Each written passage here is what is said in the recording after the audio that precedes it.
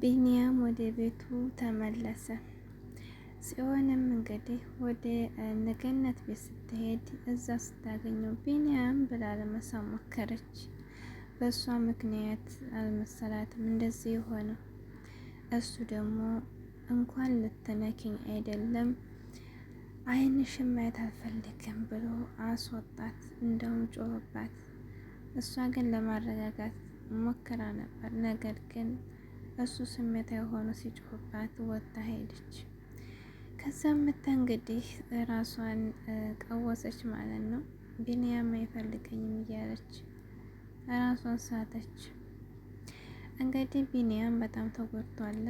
ያገተውም እና ያንገላታውም እንግዲህ የያፌት የአክስቱ ልጅ ነው። ያፌትም ይሄን አያውቅም ነበር። እንግዲህ ታሪኩን የነገረው ማን እንዳገተው አጣራ ስላለው ታሪኩ አጣርቶ የአክስቱ ልጅ ነው ያገተው ሲለው ቀጥታ ሄዶ ነበር። እንግዲህ ከዛ እንድነሳና ወደ ቤቱን እንዲወስዱት ያደረገው ያፌት ማለት ነው። አሰላሙ አለይኩም ወራህመቱላሂ ወበረካቱ። ውድና የተከበራችሁ ቤተሰቦች እንዴት ናችሁ? ከኔ ጋር ሁሉ ሰላም አልሐምዱሊላህ ረቢል ዓለሚን። ያላችሁበት አላህ ሰላማችሁ ይብዛላችሁ። እንግዲህ ኤፍራታ በጣም ጭንቅ ውስጥ ነው ያለችው አሁን ላይ። ያው ያፌት እያንቀሳቀሳት አይደለም፣ እንደ ልቧ መስራት የፈለገችው ነገር እየሰራች አይደለም። በብርም ስጠይቀው ብር ይከለክላታል። ከቤትም እንድትወጣ ደግሞ አይፈቅድላትም። ነገር ግን እሷ ደግሞ እሱ በማይኖር ሰዓት እየወጣች እነ ጽዮን ጋም እየመጣች እነ ቤዛንም ጋር እነ ገነትም ጋር እየመጣች ትሄዳለች። በስተ መጨረሻ እንግዲህ አግኝቷት አሁን እነ ጽዮን ጋር መታ እንግዲህ ጽዮን ጋር መታ ያፌትን ነበር ማነው ናታን ነበር የፈለገችው። ናታ ለጊዜ የለም።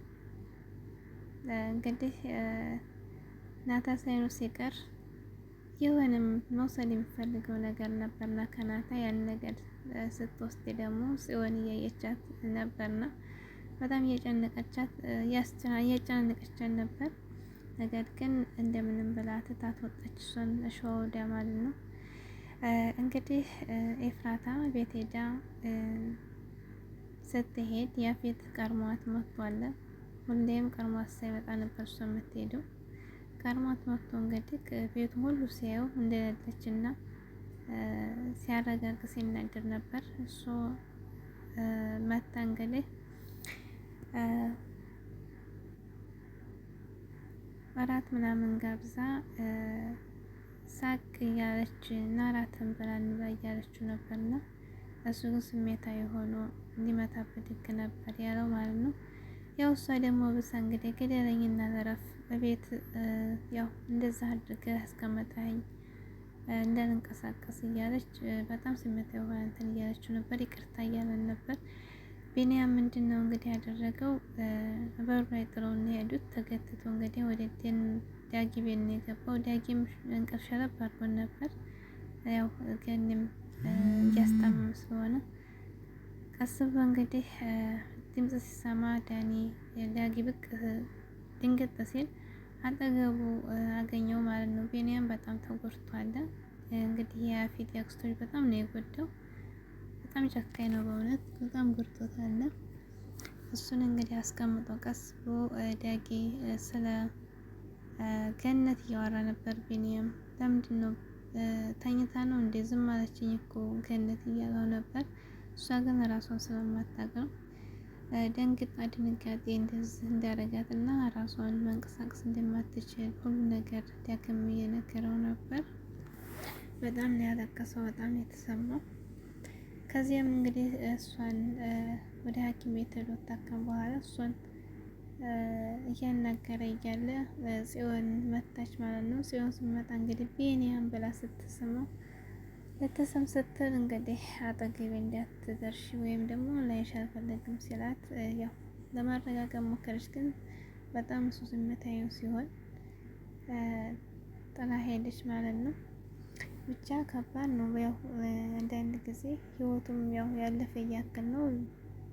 እሷ በጣም ልቡን ሰብረዋለች። ያ ነገር ደግሞ እንዳለ በፊት ያው ያለውን ነገር መረጃ ስላየ አጠገቧ እንደማይደርስ ነግሯት ነበር። አሁን ደግሞ እንደዚህ በራሱ ላይ በህይወቱ ላይ በእሷ የተነሳ ስለሆነ እንደዚህ ሆነ ቢኒያም በጣም ተስፋ ይቆርጣል ማለት ነው። እንዲሁም ናታ እንግዲህ ስራ የአዲስ ጓደኛ ያደረጋት እንግዲህ እናቷ ስራ ፈጥራለታለች ማለት ነው። ስራ አስገብተዋለች ለቤቷ እንግዲህ ስልክ ደውላ ቶሎ ና ማንኛውም ስራ ትሰራለህ ስትለው እሰራለሁ ገንዘብ ያስገኝ እንጂ እሰራለሁ እያላት ነበርና ከቤት እንግዲህ ስልክ ደውላት ቤት እንዲሄድ ነበር ያየ ነው። ከሄደም በኋላ እንግዲህ ስራውን አስረክበዋለች። በጥንቃቄም ሰርቶ ደግሞ እንዲያስደሰታት እየተናገረች ነበር ማለት ነው። እንግዲህ ጽዮን በጣም ነው ራሷን የሳተችው። ከዛ ታመሳ መታየው መጠጥ እየጠጣች እንግዲህ ራሷን በጣም ነው የሳተችው ነው ስትጮህ እንግዲህ ቤዛ ሄዳ ምን ሆነሽ ነው ለምን እንደዚህ የምረብሹ ምናምን ብላ አረጋገቻት እና ቢኒያም እንደማይፈልጋት በጣም የተሰቀሰቀ እያለቀሰች እየነገረቻት ነበር ማለት ነው። እንግዲህ ይህን ያፌት ስራ በጣም የደላላ ስራ ነው። በጣም አጸያፊ ሴቶችን በሴቶች ላይ የሚነግድና ሴቶችን እንግዲህ እየሸጠ የሚተዳደር ነው ማለት ነው። እንግዲህ በጣም የሚያሳዝን ነው። የኤፍራታም እንግዲህ ጓደኛ ሔዋንም እንግዲህ እሱ እጅ ገብታ ያው ለዚህ ተዳርጋለች። ለማምለጥም ብትሞክርም ያው ታሪኩ የሚባል ሰውዬ ኃይለኛ ነው። ይሄ ያፌት ቀኝ እጅ ማለት ነው። ለማምለጥ ሞክራ ነበር፣ ነገር ግን ማምለጥ አልቻለችም እና እንግዲህ እሷንም ሸጧታል ማለት ነው። በጣም ያሳፍራል። ሴቶችን እንግዲህ እንደዚህ እንትን እያለ ነው ስራው የሚሰራው ያፌት ማለት ነው። ብቻ ከባድ ነው። ኤፍራታ ውድ አይደለም ለሴቶች ተራሽ ነኝ ያለች ያው እነዚህን ለማዳን ነበር እስከዛሬ የምትሰራው። ብቻ ከባድ ነው ስራው። ያፌት ቀኝ እጁ ረዥም ነው። ሔዋንም እንግዲህ ከዛ ውስጥ ሆናለች ማለት ነው።